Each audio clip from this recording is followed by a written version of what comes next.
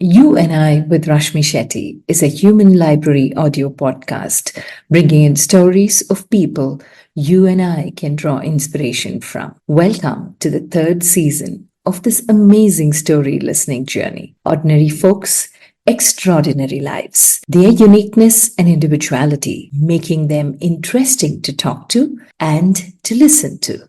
Each one of them completely connected to the voice in me and with motivational stories of moving beyond themselves to make a difference in the world. A reaffirmation of the fact open your eyes wider.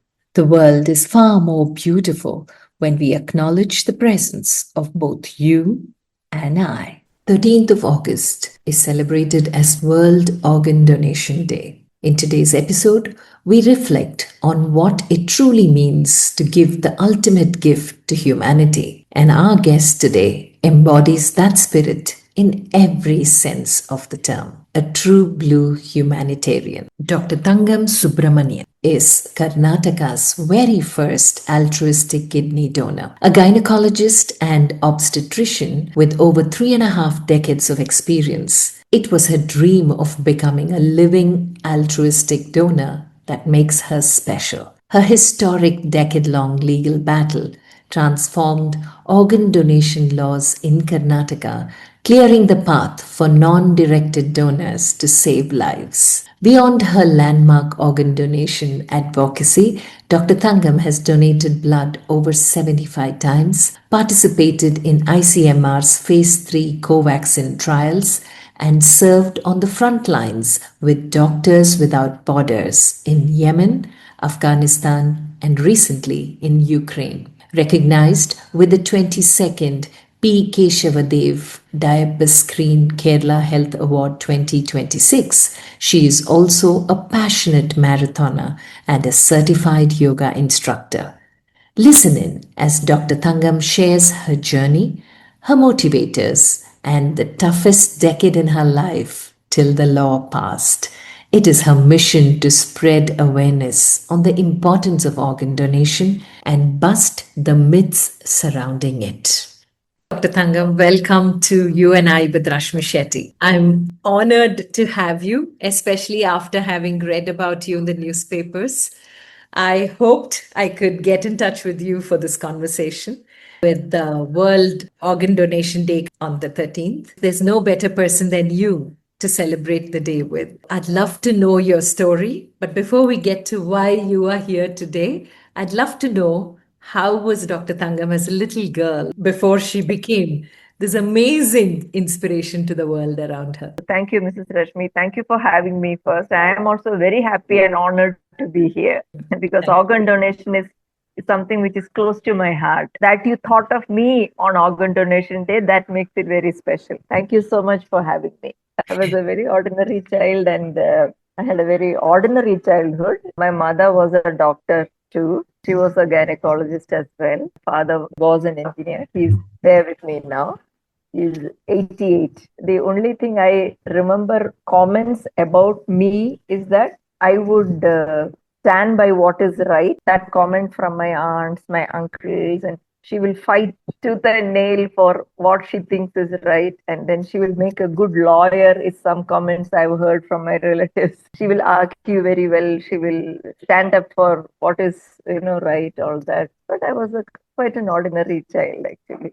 And where did you grow up, doctor? Which part of India did you grow up and what were your influences as you were growing? I was born in Madurai, Tamil Nadu. My mother was a doctor, like I told you. She was doing her house agency. She was undergoing in Madurai Medical College and I was born there. I was brought up in Trivandrum, which is my native place, Kerala. And I used to travel with my father. He was a government employee, both my father and my mother. So wherever they were posted, I was, tagging along, me and my younger brother. It was mostly in Kerala. 5 years, my parents were in Iraq. My father was sent there on a deputation to Iraq. That was a very peaceful Iraq. It's not the current Iraq. It's the 1970s we are talking about. So I was there for 4 years. And then I came back to Trivandrum. And mostly, you can say I was born and brought up in Trivandrum. Even my college education, medicine, everything was in Trivandrum. And I moved to Bangalore in 95. You said that as a kid, one of the remarks is that you would stand for what is right, and that's why they thought law is a good profession for you. Clearly, you were good in academics. Any co curricular activities that drew you in? And as you were growing up, was it your mother's influence alone that made you take up medicine, or any other specific reason why you chose medicine as a path? Other than academics, the usual we go through one phase, no, you learn classical music Yeah. and then you learn Bharatanatyam, all that, for short spurts of time. Yes. But nothing was lasting. Of course, music has always been a part of my life. Then I learned the Veena, came to a reasonably good level, but then academics took precedence, and then I had to discontinue. That was my co-curricular growing up. But now I am a out and out fitness enthusiast. It started quite late in my life when my son left for college, and I found I had a lot of time on my hands in the morning. I didn't no longer had to pack dabbas. I took up running. Now I'm a long distance runner. I have done one full marathon and many, many half marathons. I'm also a certified yoga instructor. And for medicine, it was your mother or anybody else who also inspired you? My mother was the main, more like an inspiration. I noticed that when we were in Iraq, we were studying in an Indian school. The teachers were actually housewives of the men there who were postgraduates, who had education of post graduation, but they were not trained teachers. So that school was set up like that. And then I was studying there till only till 8th standard. The CBSE had recognized that school. So when I reached 8, they sent me back to India, and I was in a hostel in Chennai. And one more year, my parents and my brother continued there. And during that time, the Iran-Iraq war, the first war, broke out. I think in 1979. I was not there. And then the Iraqi government told everyone all the expats can leave. It's up to you. And I would say about 99% of Indians left. But my father, he was very principled. He said, when they are giving us the money, we were enjoying the tax-free income. We have to help them when they are in need. And my mother also felt the same. She was working as a gynecologist. Though the job, our visit to Iraq was based on my father's employment. My mother went there, learned the language, Arabic, and then went to the Ministry of Health and got the job. And she was working in a hospital.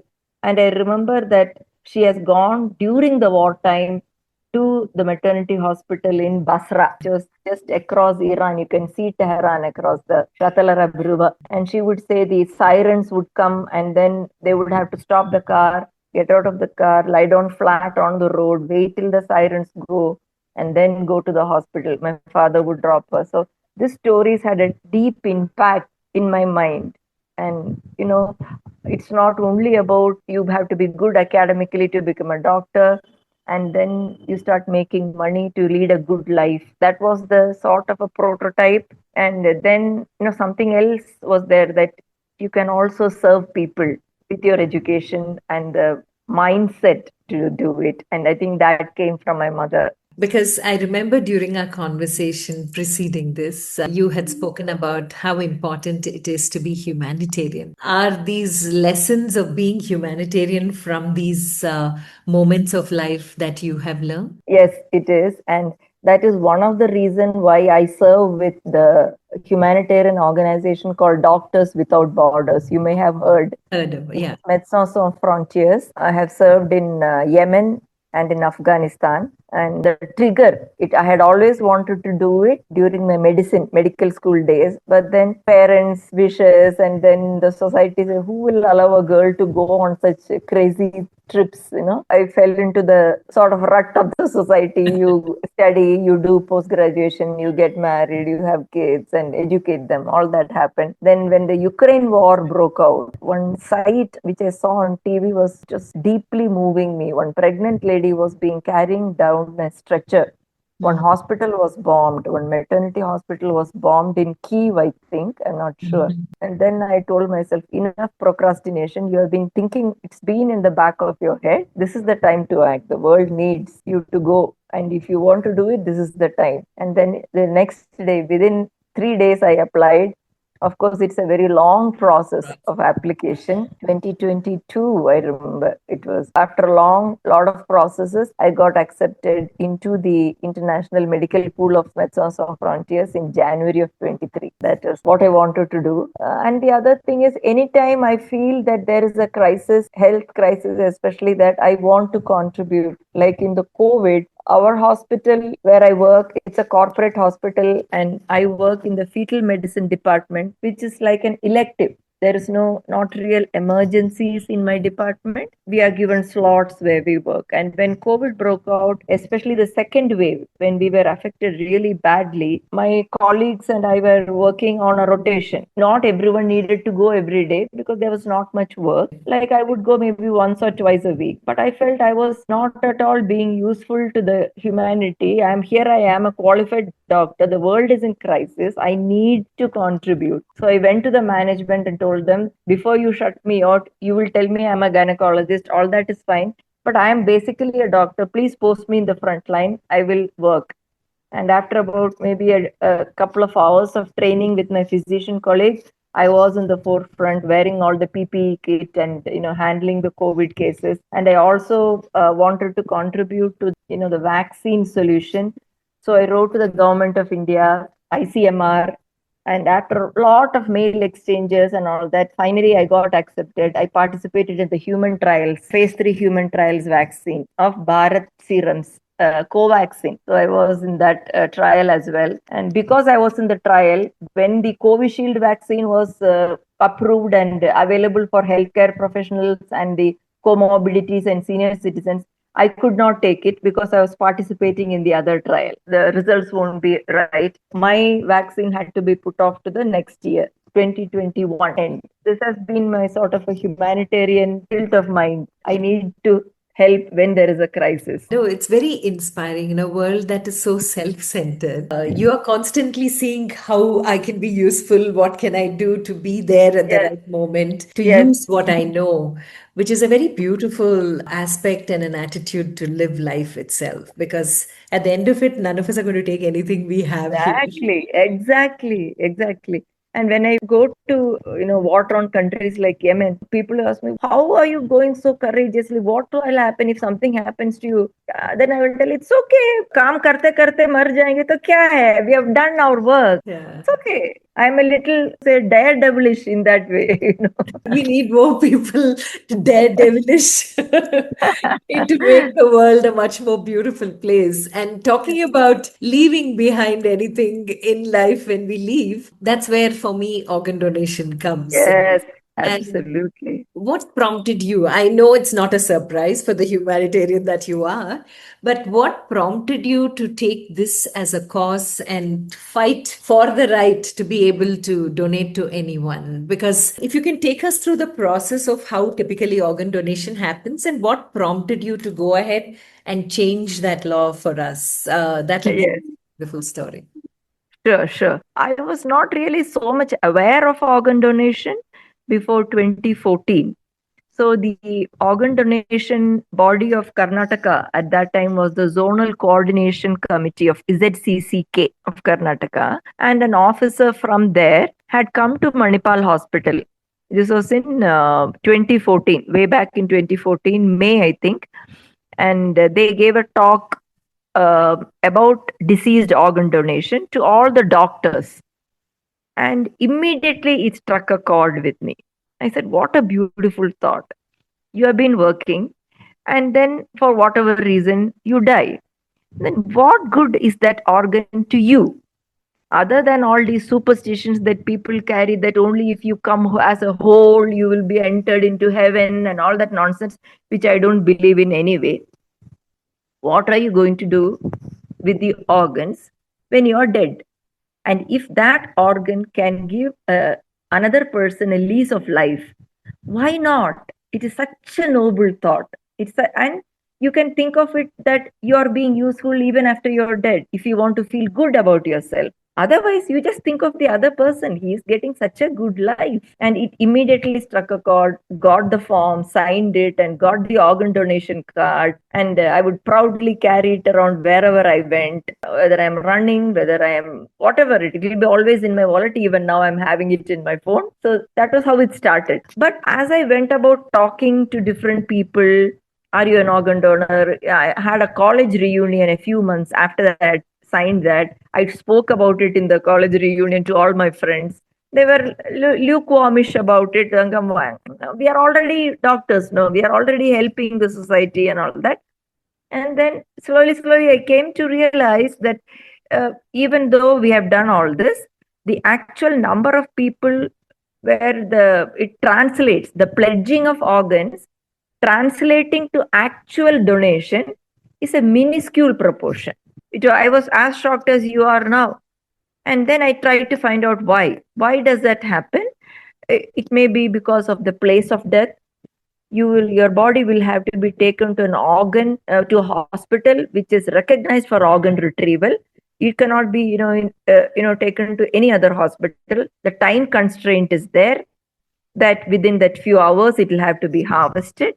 And not only these two are independent of other human beings. This is based on your place of death or the accessibility of a hospital. These two are the factors. The other factor is, even if you have signed and you have the card, paperwork is done, the next of kin have to sign again. Even though you have already sensitized them, I have told my children or something, whoever is your next of kin, that, if I die, I would like my organs to be, donated. They may agree at that time. At that time of signing, they may think, oh, what a noble thought, all that. But when the rubber meets the road, at that time, where are they? How far away are they from your place of death? Then my children are abroad. Will they be able to come within the stipulated time? What will be their mental frame of mind? Will they have the mental, fortitude to sign for that? Or will they think, I don't want my mother to be subject to a surgery after death also? I don't know what will be their mental status. So similarly for everyone else. So it is not only you who will make the decision. The decision to actually donate your organs is dependent on circumstances and other human beings. And I did not want that. When I am feeling so strongly about organ donation, then I need to prove that I'm serious about it. And it is not a namesake. It is not an eyewash that I'm carrying a card. Oh, I couldn't do it because at that time. Whom are you telling? You are dead. Whom are you justifying it to? Are you telling it to God? Or whoever that higher power is? I did want to do it, but then my children didn't sign for it. Does that make you feel good? No. So I wanted to do it when I am alive.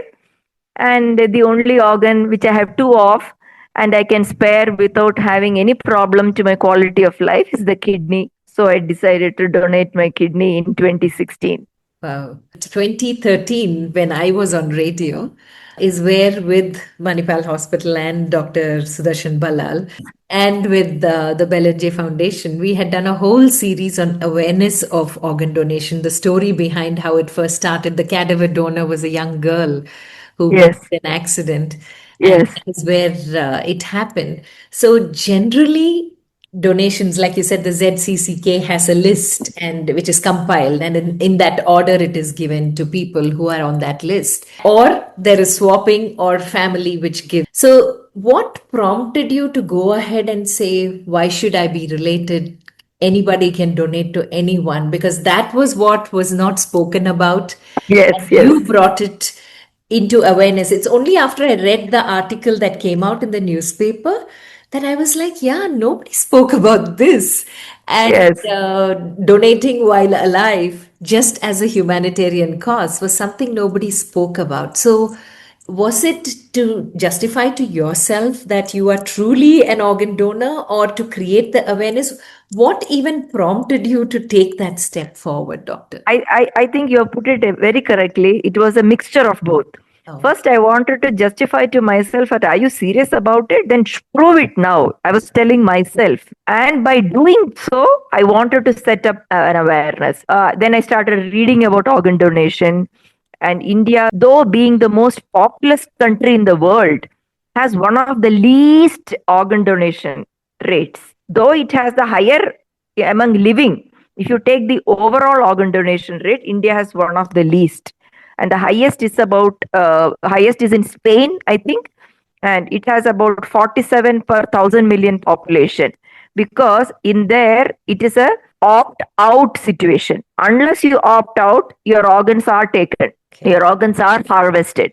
And nobody usually, opts out. I mean, of course, there is a percentage which will opt out. So that's why they have a very high organ donation rate. And this, we are talking about deceased organ donation. Yes. Living organ donation, if you take directed and non-directed, directed is the one for relatives. And in India, that section is the highest. India has the highest among the organ donation. It is all directed. It is directed to between spouse, offspring and parent, then sibling. These are the three first degrees relationships which are covered under this directed. So nobody has really thought about non-directed living organ donation. When it comes to deceased, it is always non-directed. It is decided by the transplant waiting list, which an organization or an authority will have, and whoever is highest on the list will receive the organ. So deceased is usually non-directed, living is usually directed, and nobody had talked about a living non-directed donation, which is also termed as altruistic donation. And that was other reason why this third section is not addressed, and that I wanted to prove that why not do that. Why not do that? I actually approached Dr. Ballal first, even before I told my family. When the thought came, I spoke to Ballal sir first. It was in December of 2016. The Manipal hospital was throwing a party to the consultants for their 10th year anniversary celebrations. It was during a lunch, and then I walked up to him, and he may not have known me much. I was a junior consultant at that time who had recently joined Manipal.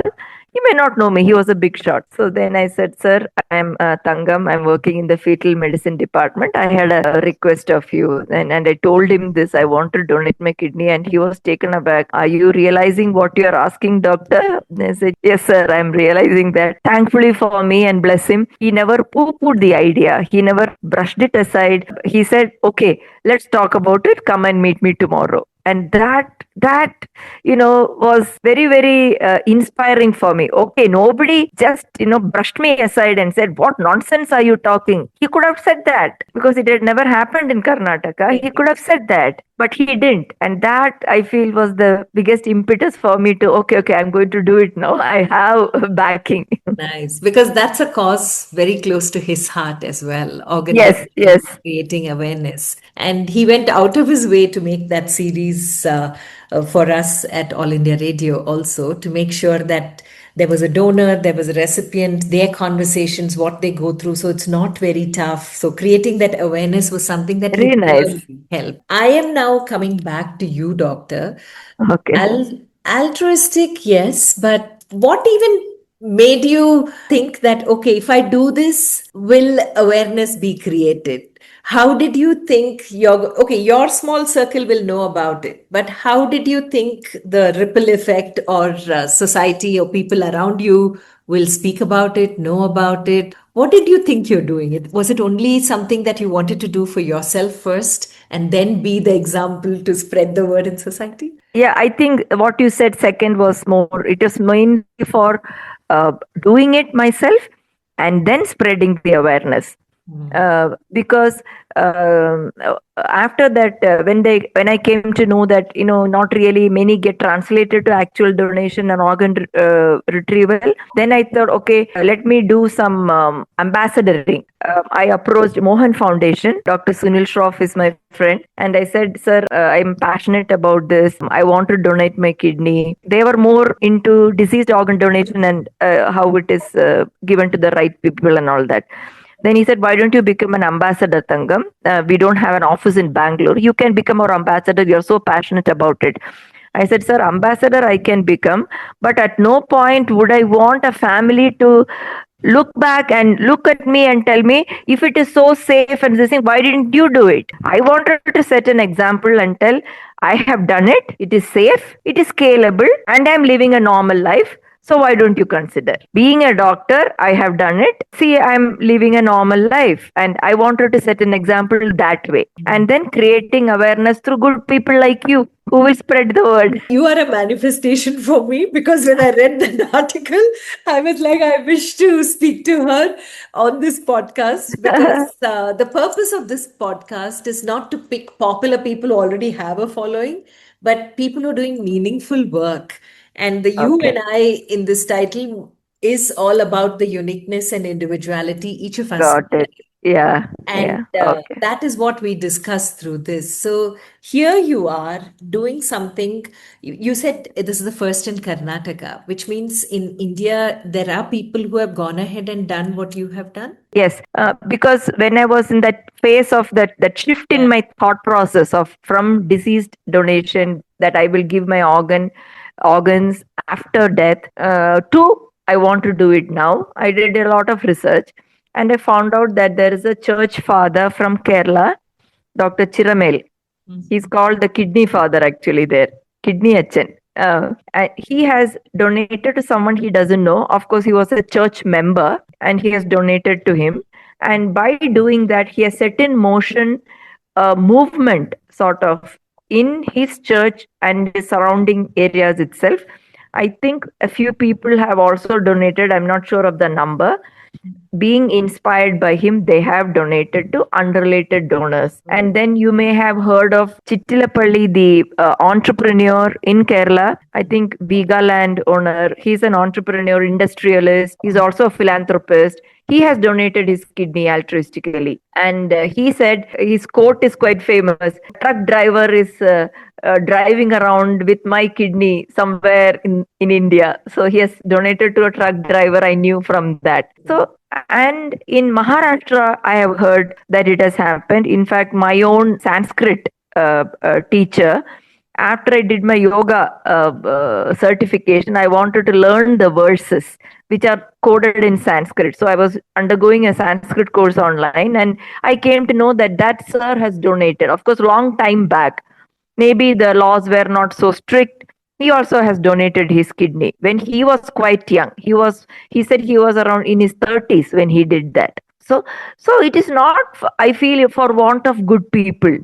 It is the laws and rules which restrict you, I feel. And maybe the superstitions, maybe the family, they're scared, which is natural. Your relative is, wanting to do this thing. It has happened. But then why it has not happened in Karnataka? I didn't know.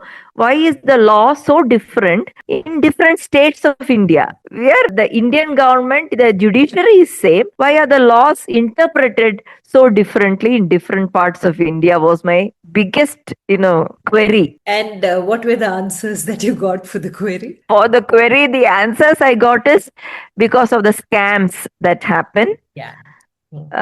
If we sort of, made it so liberal, it would be misused, which I sort of partially agree to that also, that it cannot be so loose. The laws and rules cannot be so loose. It has to be tight, because then you will find, people of disadvantaged society, poor people, they are just, brought almost trafficked to conditions. The doctors are also blackmailed. Operative conditions are pathetic, and they are promised money. Your child, I will take care of your child's marriage, or the education of your child, give me your kidney. And all this sort of unimaginable atrocities can happen if the laws were not tight. I agree to some extent why it is not so liberal. Yeah, that is very true, because it was a big scam. It was a racket. Yeah. See, on the one hand, the government has done the green corridor, the government for Yes. organ harvesting. They made sure it's all smooth, even if it is basic eye donation that people are willing to do, thanks to Dr. Rajkumar in Karnataka, and Narayan Netralaya. They did a very good job in creating Very good. awareness. What is it that is still missing, Doctor? You said that India, though being a populous country, the number of donors are way less. What do you think is the gap that needs to be addressed, which maybe people like you and small contributions from people like me can add to this Yeah. awareness to increase the pool of understanding? What can be done?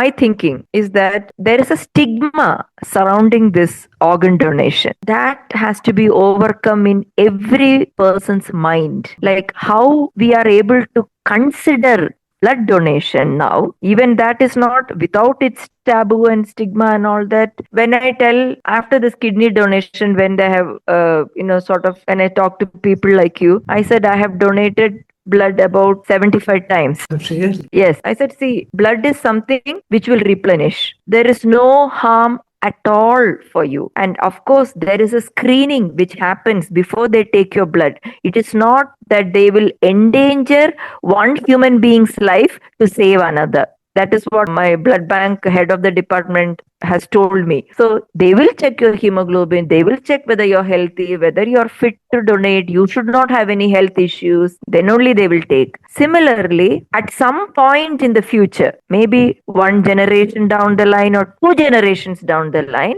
I want organ donation to be talked about like that. There's stigma that donating an organ makes you somehow incomplete after your death. After life, you go to the knock at the doors and then you're found that you're incomplete. This is all the superstitions and the stigma surrounding it. That has to go away. Suppose one head of the family wants to donate after his death, he should be in a frame of mind to discuss it freely with the rest of his family. The moment talk about death comes, it is, oh, shub shub bolo, don't talk about it. We will deal with it at that time. Why are you doing this? It's considered like taboo topic. That should go. That is what I want to happen in every household of India.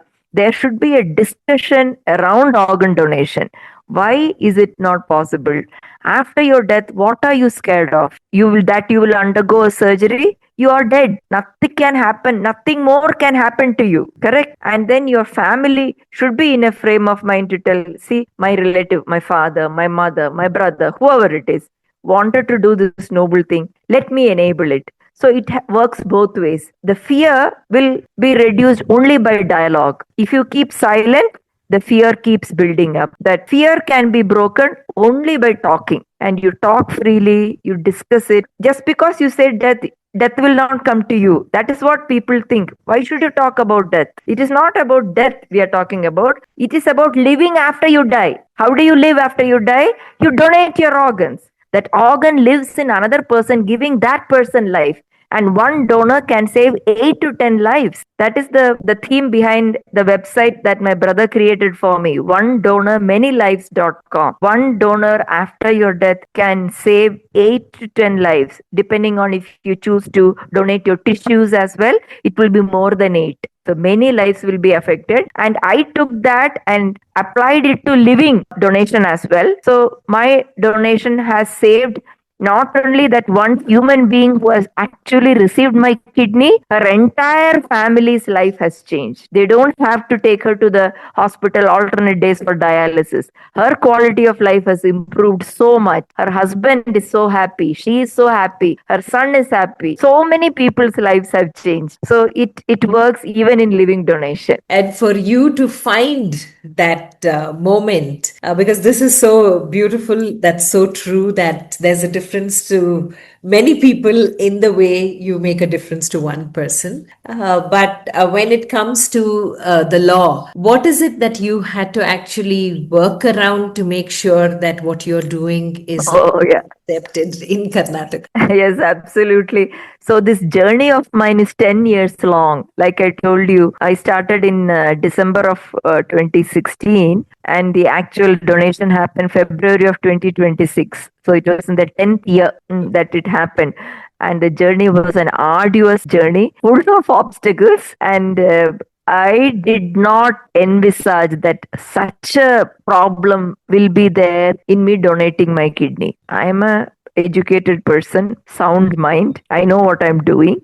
What are the risks involved? What does it mean when I say I want to donate? All that I'm aware. And still that there will be an objection, I did not know. And that the process is so laborious, I did not know. And I suspect even the transplant department of Manipal Hospital did not know that for a altruistic donation that this is the way it is going to go, because it had not happened. There is no precedent. So there was medical tests initially, physical medical tests, and then two psychiatrists had to evaluate me to make sure that I'm not a crazy person and that she is of sound mind. So that was first obstacle, that my fitness had to be ascertained. Second, then we had to, the transplant coordinator gave me a list of documents that I had to procure before I can be considered a donor. And that took ages. Everything is government document, drawing up a family tree, getting police verification. I said, what is the family tree for? I am going to give it to somebody I don't know. Why do you need a family tree?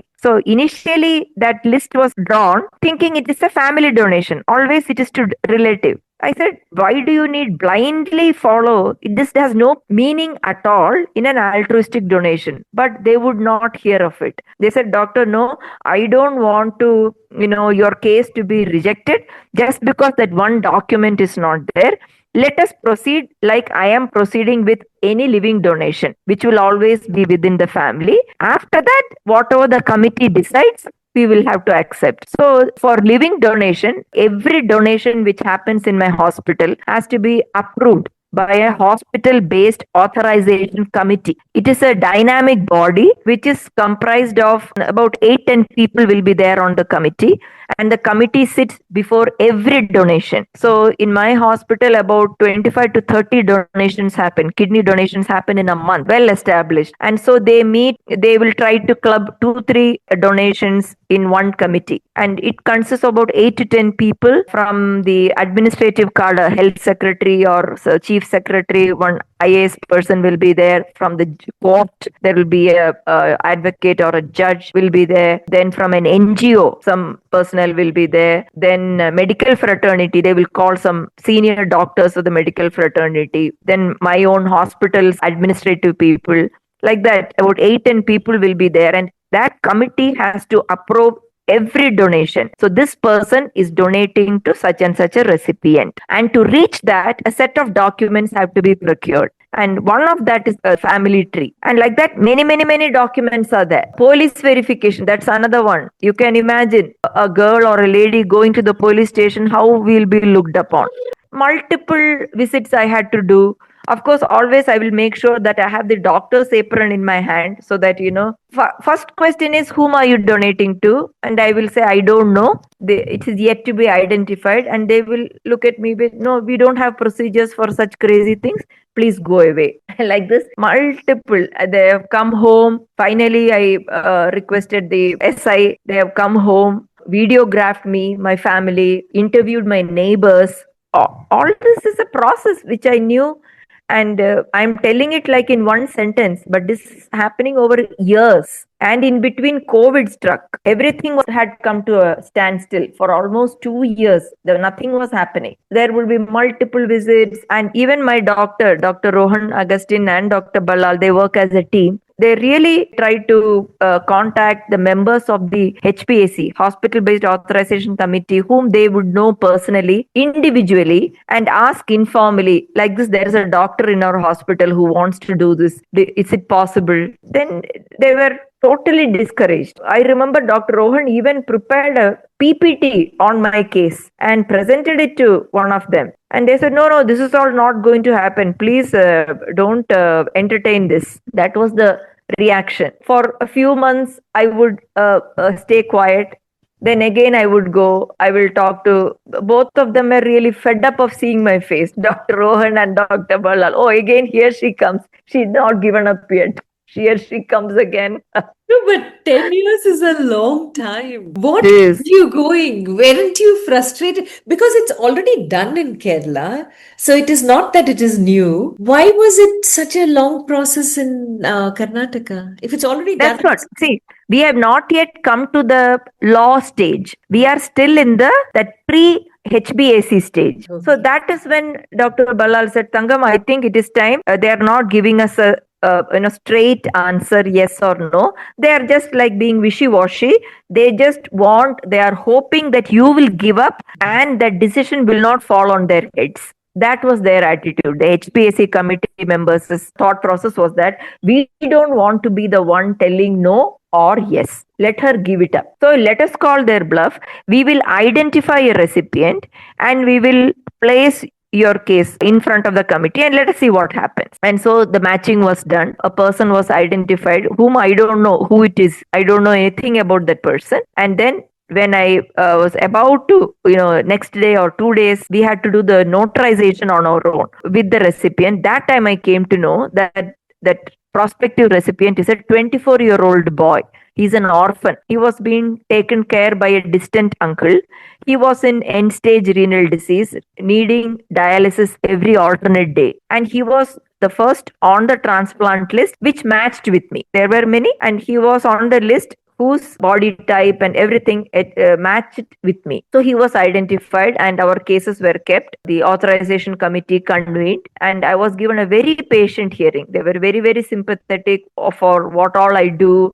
Everyone questioned me. That 8-10 members questioned me. I was being videographed the whole time. And then they questioned, of course, my family also. Family members are also interviewed separately. That was the day I saw the recipient for the first time. And I realized that my children were also around the same age. My son was maybe a couple of years older and my daughter a couple of years younger. So he was like my kid only, and I was very happy that I was being given an opportunity to save his life. But at the end of the 45-minute session, the reply they gave me is permission denied, and the reason quoted in the document is the most preposterous thing. Because a relationship could not be established between you and the recipient, we are denying permission. That was what was shocking for me. Every single person in that committee knows I don't even know the recipient. I'm trying to do a non-directed organ living donation, and that it is altruistic is the basis for this case. And to give a reason that we could not establish beyond doubt that you are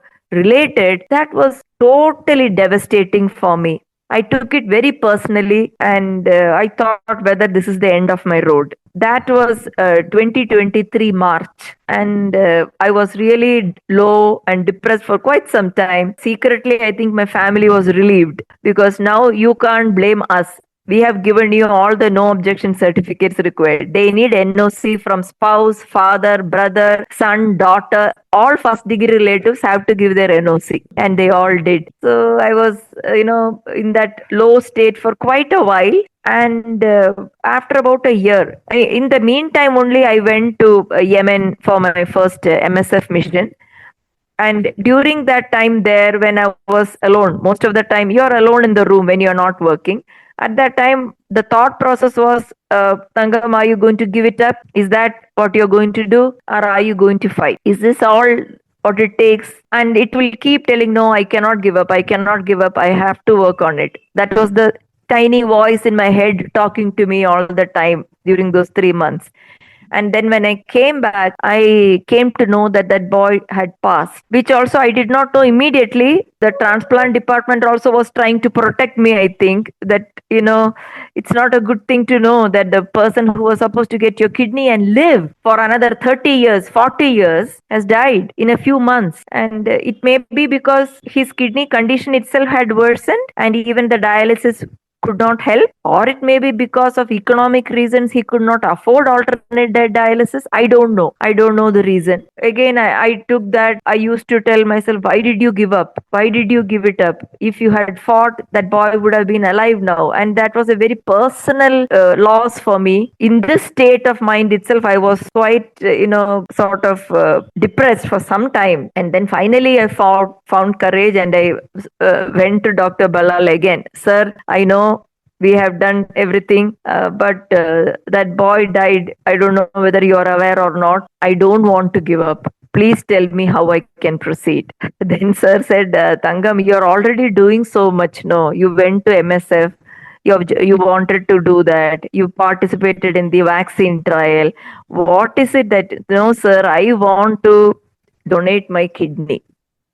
My family had also told, why don't you help in some other way? You're already a doctor, you're helping only. Why don't you set up a trust? You can set up an awareness program from your friends and relatives, make them contribute money, help the dialysis patient. You can do that. I said, see, what money can do, I don't want to do that my way. I want to do it the way I want. People may have money and they want to help in the way they want. I'm not ridiculing that or belittling that, but I want to do it my way. Don't change what I want to do. I want to do it the way I want to do it. That was my message to the family always. And sir said, Tangam, whatever humanly possible from my side I have done. If you're still insisting, which I know you are, the next is to knock at the doors of law. Are you ready for it? You know how the Indian legal system works. It can be protracted. Are you ready for it? And I think what he meant but did not tell was, one is that I was fighting against time. When I signed up for it, I was 49 and 10 years have passed. I have a very strong family history of all the comorbidities from both my sides: diabetes, hypertension, cholesterol, heart attack, well endowed. Both sides, mother side and father side also. And I knew I was fighting against time. It was only a question of time before I developed any of it. And that was one of the reasons why I would keep myself fit. I would watch what I eat and do my, workout, everything. I wanted to stall the onset of diabetes and hypertension for as long as I can, so that I can donate my kidney when I'm healthy. Are you ready for it? The question one was that. Second thing is the money aspect of it. I don't know what I'm letting myself into, how much it will cost, why they'll keep, having, what will it involve? But then I thought, I know I'm not really a very well fit in a sort of a corporate world, because I am, whatever I make is fine. I'm that type. I'm not very ambitious or money minded in that sense. So he might have thought that, will she be able to handle it? That sort of thing. But I said, no, sir, whatever it entails, I'm going to do it. Then he introduced me to my other big inspiration and support in this mission of mine, Dr. Joga Rao. He's my advocate. He introduced me to Joga Rao, sir. Actually, Joga Rao, sir, was in the picture from in the 10 years also, because one of the process, a list of documents is, one is a legal clearance that you need to get. You also need to meet with a lawyer, because they need to find out that nobody will put a case against me. It may be my family member also, that without asking my permission, why did you donate? Basically my spouse. Many things can happen. So they are talking about a normal living donation directed, where they want to find out whether the lady is being pressurized to donate to a relative by the husband. They have their reasons. I'm not telling no. He's aware of my case. And so he accepted immediately. And he said, Tangam, I won't promise you that I will succeed, because it has never happened in Karnataka, but leave your papers with me. You go and come back. So that time I was due for my Afghanistan mission. I was going the next month. He said, you go and come back. By the time you come back, I will study your case and keep it ready, and then we will see what happens. So I went March, April, May, and he told me in June, Tangam, I have gone through your papers and we have a fighting chance. So if you're ready, I will file the case tomorrow in court. Are you ready? He asked me again. And I said, yes, sir, I am ready. I am 200% positive. I want to do it. And so the filing happened in June. There were many hearings. Sir, Dr. Joga Rao represented me. And in December, the verdict came in my favor. So the judge directed that the hospital-based authorization committee has to give me permission to donate one of my kidneys to someone who is highest on the transplant waiting list and is matched with me. It was a time-bound order. They had to identify 5 possible recipients from their list of deceased waiting transplant list and give those 5 names to the court. Within 10 days, they had to do it. So it was a time bound order, and the transplant had to take place within 6 weeks. They had given this time. It was a very quick, process. They identified 5 people. All this I'm not privy to. Later only I came to know all this. I only know the order which came to me. I heard that the first person on the transplant list became unfit for surgery. So during the long period that he was on the waiting list, he developed other comorbidities, not only the kidney problem, heart problem also he developed, and so the anesthetist felt that he may not withstand the surgery. So then the chance went to the second in line, and she was Mrs. Surekha, who was the one who received my kidney. Oh my God, you are a warrior. And that too for a donation, you had to fight your way through. So now, Yes. if anybody else in Karnataka wants to do it, thanks to you, it'll be an easier process, or will they have Yes. to go through a similar No, journey? no, they will have to go through a similar process. It may not be the same arduous process. I asked this question of during the committee. When the committee met again, which approved, I recognized that one person was the same person who was there in the previous one, which rejected.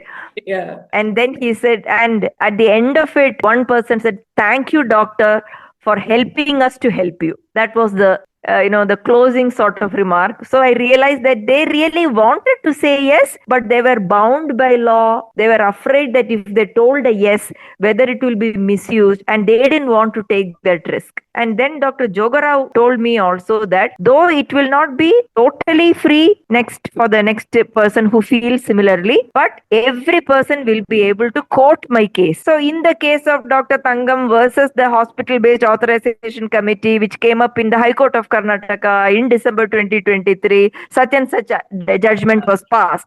So it will be a precedent, and 100% rest assured it will be quoted, and it will become easier for the next person. And the biggest good news is that last week I came to know that there is another person taking my case. Dr. Jogarao told me. Wow, Dr. Tangam, you are such an inspiration. And at every stage, you're seeing what you can give. You truly are altruistic in every sense of the term. Thank you. Because, first of all, the profession you're in is a noble one.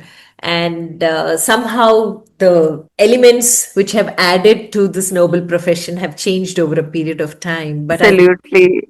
people like you still keep that hope alive, that Thank you. nobility still prevails in the profession as well. I know you, and every moment and every step you're taking is done with so much of intent, and God bless you for what you're doing. Thank you so much.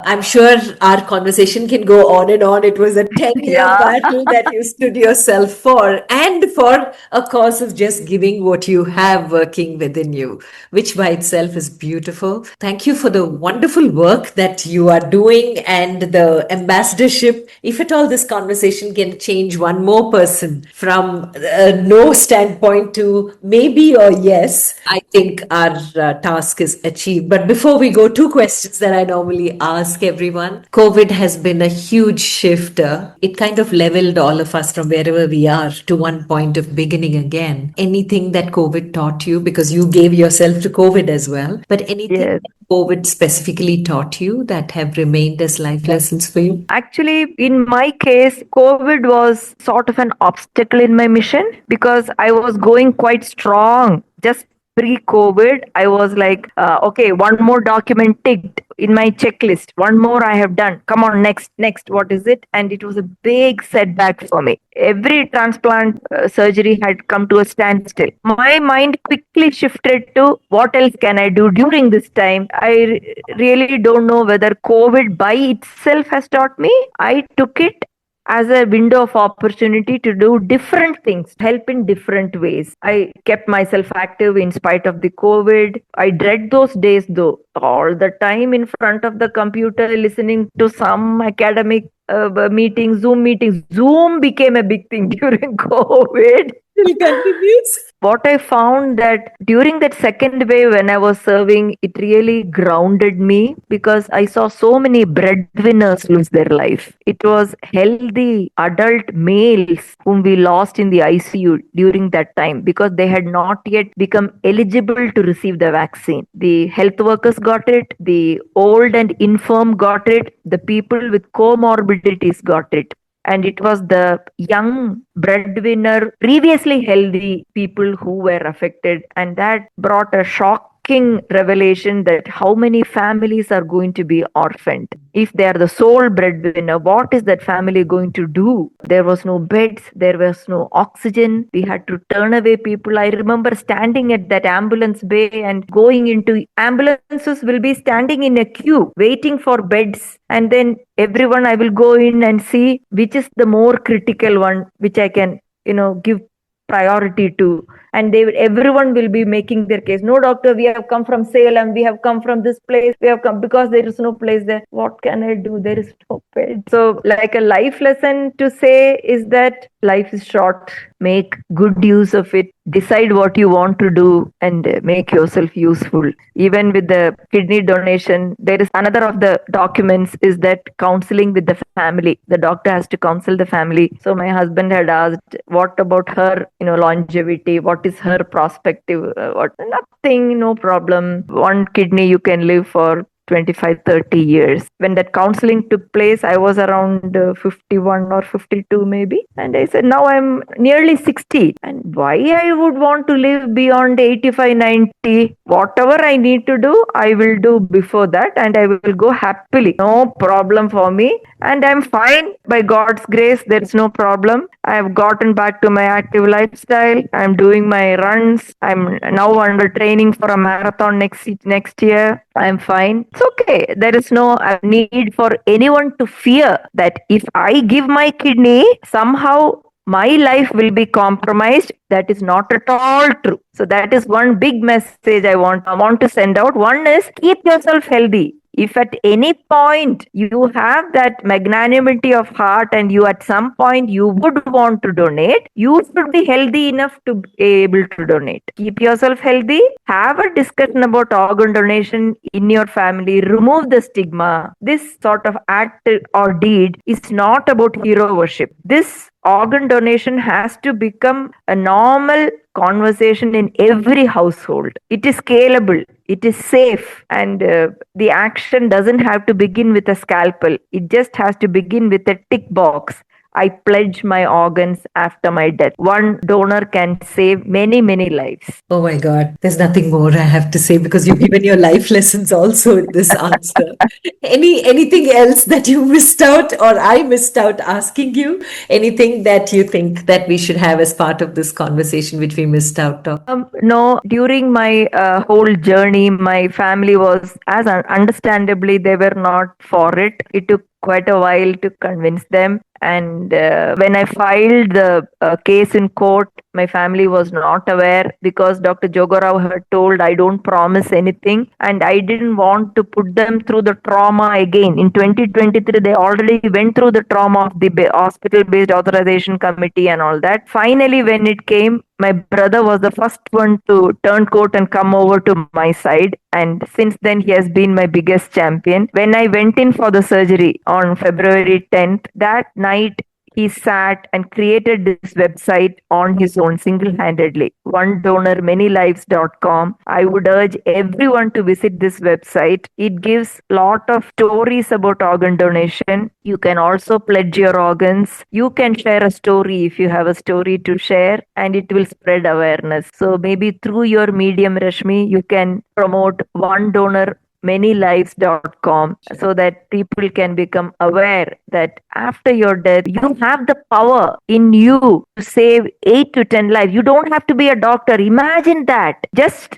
being a human being, and you have the power in your hands. After your death, those organs are not of use to you. Why not save 8 to 10 lives. Just everyone needs to just think about it. Beautiful. Thank you for just stressing all through what a fulfilled life you can lead by just being human. Thank you so very much. May God bless you and may your tribe increase. And may Thank this you. word and the beautiful mission you're on find its takers all through. Thank you. All the very best. And thank you for being on You and I with Rashmi Shetty. Thank you very much for giving me this platform to speak. Thank you so much, Rashmi. Thank you, Doctor. With that, we complete this episode of You and I with Rashmi Shetty. Do let us know if you know inspirational people whose story needs to be heard. You can write in at rashmi.thirdeye@gmail.com. That is rashmi.thirdeye@gmail.com.